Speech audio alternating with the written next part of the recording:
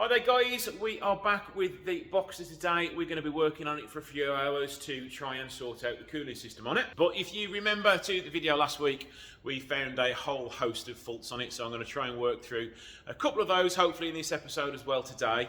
If you remember back to the last episode, we were missing one pipe on the cooling system.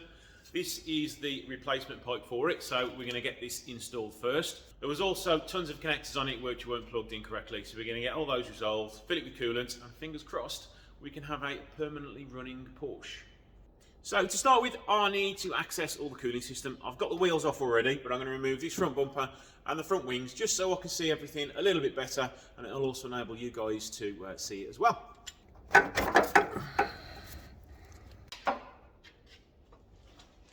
Things are rather tight down here, so I'm not sure whether I can wiggle this in without removing the subframe. I would have thought it'd be a bit stupid to have to do that, so let's see if it'll go in as it is.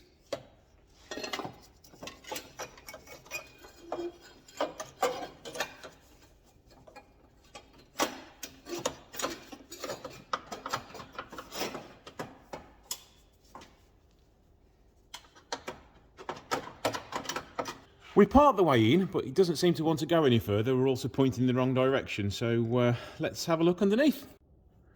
Right, we're almost there. In fact, we're there. There we go, look. So we just need to orientate that to the right way around and get it all in. I've managed to push this one clip on. That's gone on nice and tight, so now we need to move this clip over. Now, let's see if this is big enough and strong enough to move this over.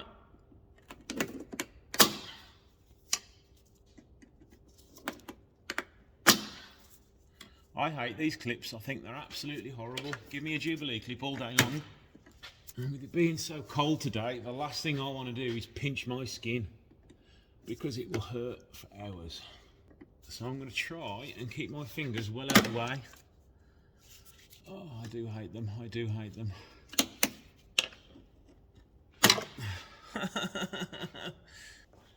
Let's try and make this a little bit easier. A bit of WD-40 to make things flow a little better. I think I'm going to change these for Jubilee clips. Look at that, how much easier is that?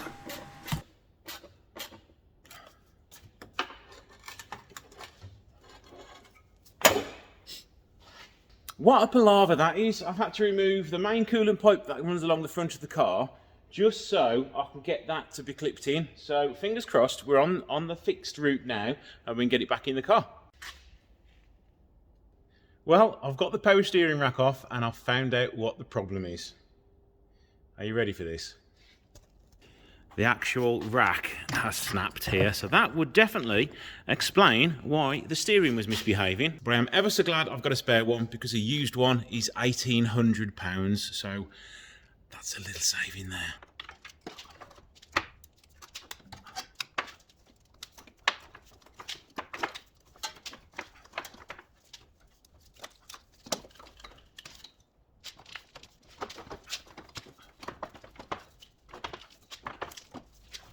What a palaver that is. I've had to remove the main coolant pipe that runs along the front of the car just so I can get that to be clipped in. So fingers crossed, we're on the fixed route now and we can get it back in the car. The only thing I'm missing are two clips for down here, so I'm going to have to order some of those from the dealer. But that pipe work is all on now. Steering rack is all on. I do need to get some new clips for the headlight adjustment thingamabobs. To be honest, that wasn't actually too bad. Everything went on okay. Room was a little bit tight, but we got there with lowering the subframe. Steering rack, dead easy to do. It's literally sort of 15, 20 bolts. Out it comes, in it goes again. So I think the best thing to do now is lower it down and get it on the floor. But the only thing I'm not going to be able to do is put some coolant in it today because two of the clips here, they are missing. So I've had to order some of those from Porsche. So here we go. Here's the big test. Let's see if this power steering works better now.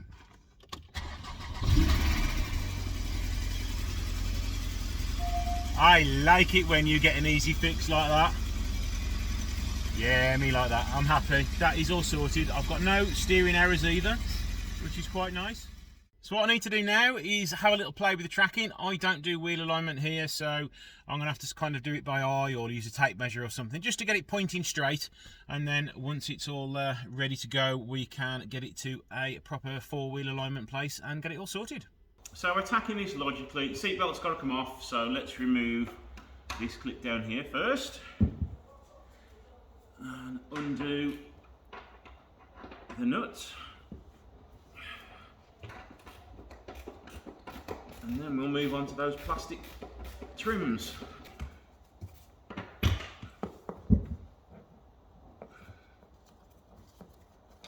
Right, lift that up out of the way.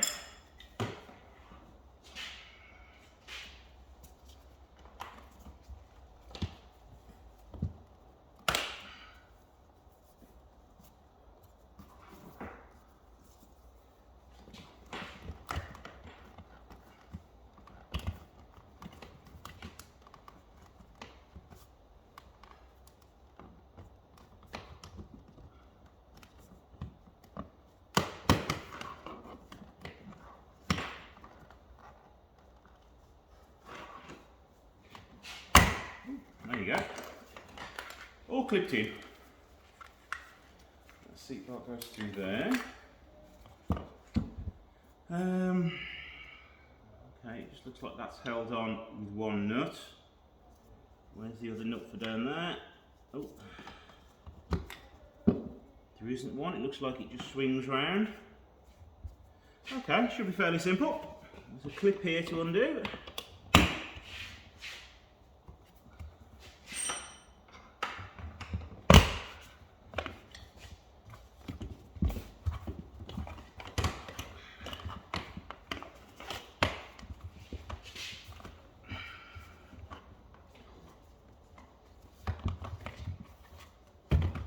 Damn, that was easy.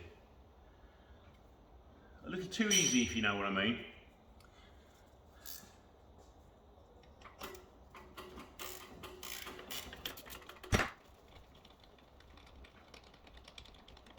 Right, this is going to swing around. Yep. Just leaving the seatbelt to undo down below. Right, if you can just see down there, there's one little bolt which I've got to undo, and then that seatbelt should come out. As I was saying in the other video about engineering of Porsche, they actually seem as though they ring true, as in everything's been easy to take apart. I mean, even that steering rack wasn't difficult to do. It was, what, probably about 2 hours work. Once you drop that subframe, you've got reasonable amounts of room to get everything in and out, so I'm happy with that.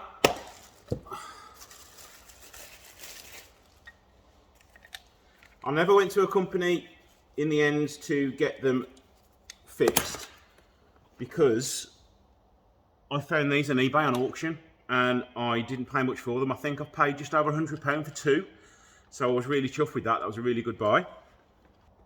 I can't for the life of me remember how I put that in there. That's me talking.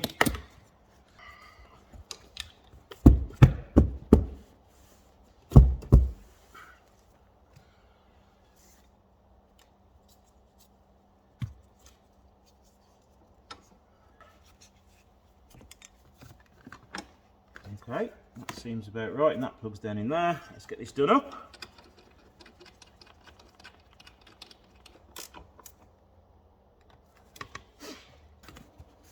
And then this goes on under here, which I've clipped back in.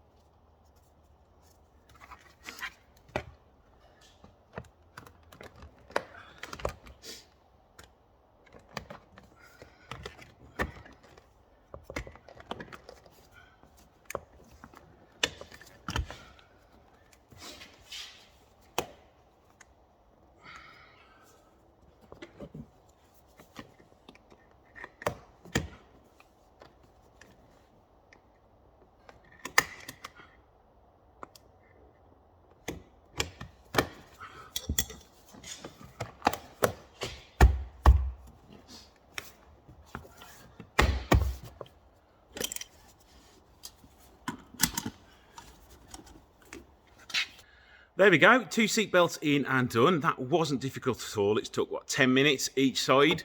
So 20 minutes, 2 blown seat belts repaired. So let's turn it on. I've got some new software called Launch, which I can plug into the Porsche, hopefully. It just so happens that I was sent it the other day for free to test out. So let's plug it in. It's supposed to do Porsche, so let's see how we get on with it.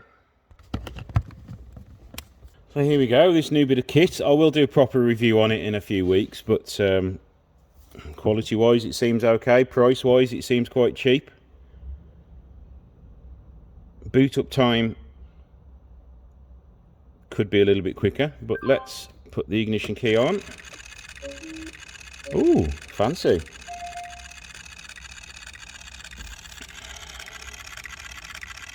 Right, it has found the VIN. There's going to be loads of fault codes on the car because loads of stuff isn't connected. Like, you've got no door card on it, so there's no door switches on it. The wing mirror's all hanging down. I will tell you all about that in a minute. There's no airbag in it for another fault, which I shall tell you about in a minute. So it looks like that's done now, so let's have a look at the fault codes.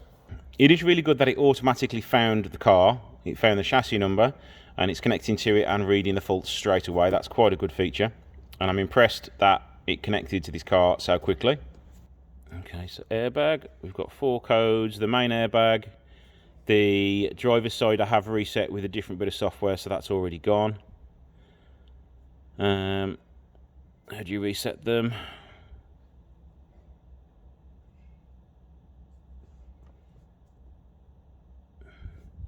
So that's just the report. So it doesn't give me the option there to reset the codes. That's to send all the stuff to myself. It's included by email from when I've registered it.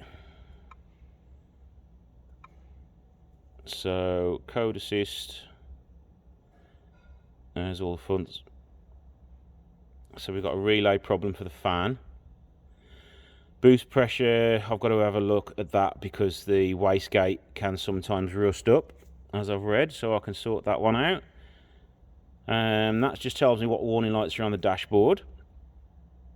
No communication with the steering wheel. That's because of another issue which I'll tell you about in a minute. Air conditioning, loads of those are because the AC pipes aren't connected and there's 2 sensors not connected. Parking brake assist, that's what I've got to look at. I don't know what's wrong with that entirely. Tyre pressure warning, there's loads of pressure in them, but it's still saying there's 4 faults. Porsche stability management control, PASM control unit faulty, memory content. Let's hopefully not that isn't faulty. Front electrics, yeah, they're all disconnected. Headlights, there's no headlights in there. And where's the airbag codes? Airbag, there we go. Clear code. Yep.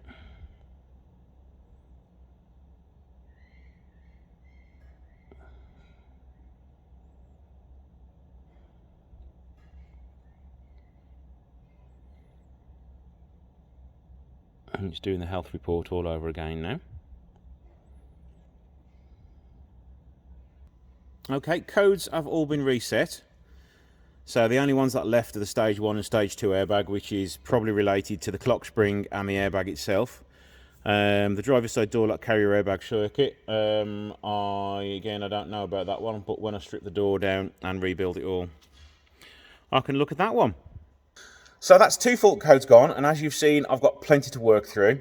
There are 2 other faults which I found while trying to resolve other issues. One of them was all the wires were disconnected here, and the wing mirror was sort of loose.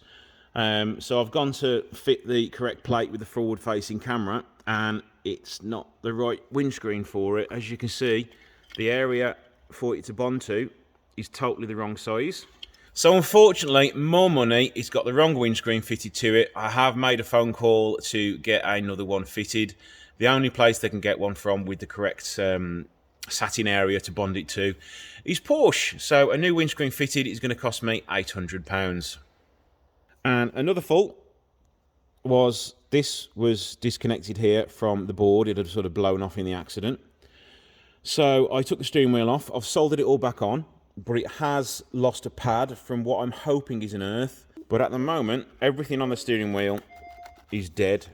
So I'm assuming the clock spring behind here has also blown, as it's given me 2 airbag fault codes rather than just the main airbag. So I've had to order another clock spring for it, so yes, more expense unfortunately. The clock spring was just under 300 quid, so the extra costs are starting to mount up. I have ordered some other parts for it. I've ordered the rear shocker, and I've ordered the air conditioning parts, 2 indicators, and some clips and stuff like that. So they should be here in a couple of days. So once they've arrived and I've got the receipt telling me how much everything was, I'll do a total of costs I've spent so far. But at the minute, I have spent quite a bit of money on it, which, you know, I expected to do it anyway. But at the minute, it's £1,300 near enough of extra parts I didn't think I'd have to buy. The most expensive one being the front windscreen. So I think, guys, we're going to leave that there now. Hopefully you've enjoyed this episode. Don't forget to like, share and subscribe, and also hit that bell icon. And I shall see you in the next episode when we should be repairing several more things on this car.